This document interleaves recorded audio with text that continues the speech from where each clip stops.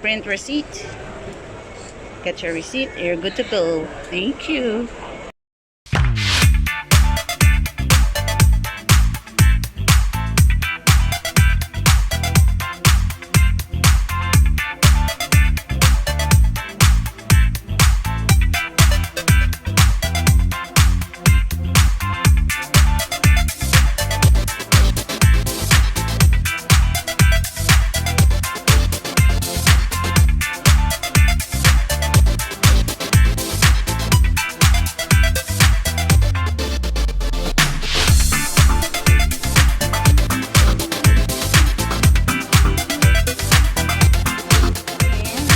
Ang mga cards. So, first you have to do is put the card right there sa baba and then select cash and then insert the bill.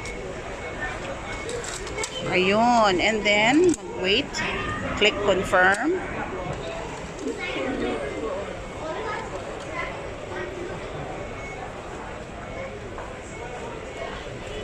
And then, print receipt. Get your receipt. You're good to go. Thank you. Take two.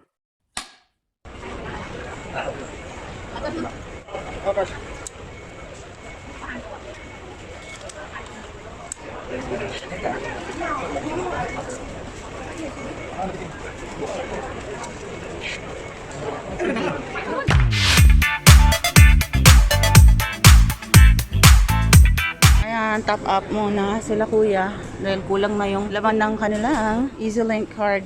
Minimum of $2 naman, so we're good. Kakauwi pa kami. Ayan, Ninya's doing it.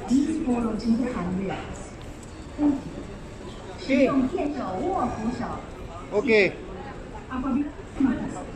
Receipt. Okay. Take two. Gosh. $2. Okay. Okay.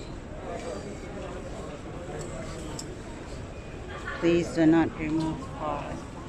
Yung card sa taas. Print receipt. Thanks so much for watching!